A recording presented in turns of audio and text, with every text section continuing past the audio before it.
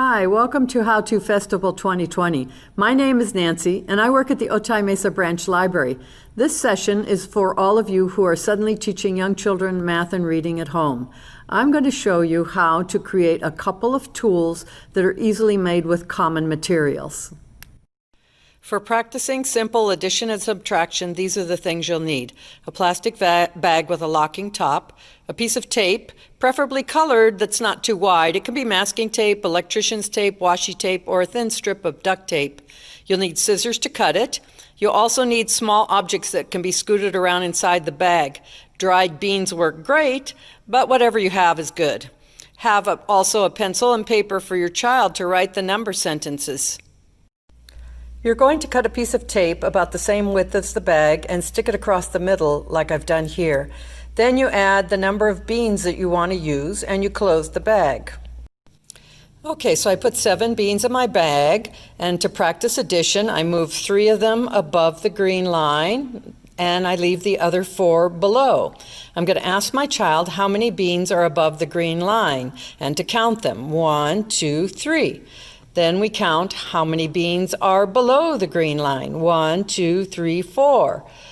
Then you want to say, count how many all together. 1, 2, 3, 4, 5, 6, 7. Then repeat the number sentence with your child. 3 plus 4 equals 7. You can also have them write it out as they count. After they count the 3, you would say, write 3 that are above the green line, and then plus 4 below the green line equals 7. Okay, and once you finish writing the number sentence, you also, and repeating it, 3 plus 4 equals 7, then you want to practice other combinations that equal 7. For example, you can do 6 plus 1. And you also want to switch it around and say 1 plus 6 equals 7.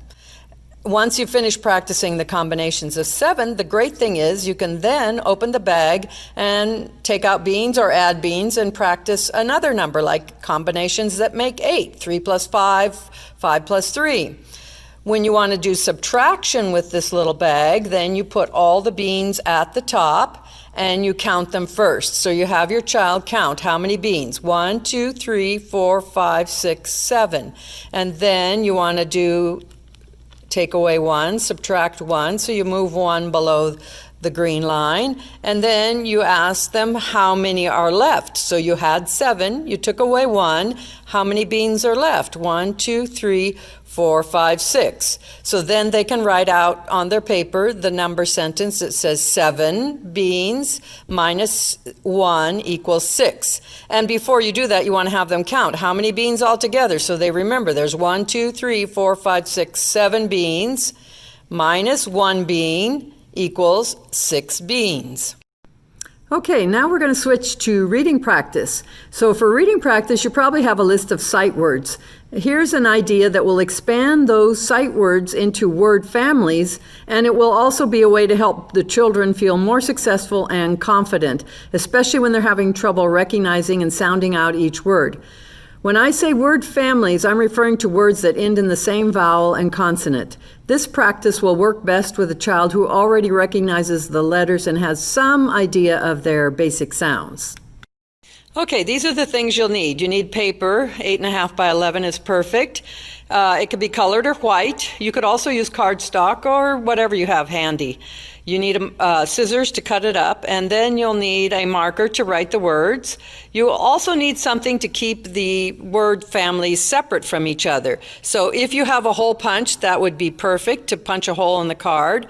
And then these are loose leaf rings that you could use to hold the families. This is like a key ring or a ribbon, whatever you have that's available will work just fine. So you're going to take your piece of paper and fold it 3 times like I've done here. It's 1, 2, 3 in half each time. And then when you open it back up, you've got 8 perfect boxes for writing your word families. So here's a sample of one that I've already done with words that end in AD. Once you have them done, you can cut them out, and then if you have the hole punch, punch the hole and put them on your ring or however you're going to keep them separate. You can find these lists of words by searching on the internet. Then pick the list that has one of your child's sight words. For example, had or bad or dad or sad might be one of your child's sight words. An extra challenge is to add the words that have a blend of consonants at the beginning. You will have to work with your child to help them understand that the G and the L blend together to say gl, and the C and the L kl. Here are a couple more sets that I made. This one I'm holding together with just a paper clip, which is an easy option to hold your word family together. This one I made on the computer, which is another way, and if you don't feel comfortable writing with markers. When you work with your child, you are going to sound out each letter, especially at the beginning. So you would say k, at, and then repeat the whole word, cat, k, at, cat. When you get to the next word, then you can point out that this is a rhyming word and it has the at the end. So then they really only need to sound out the first letter, s, and help them put together at. They may still need at first to say sat, sat.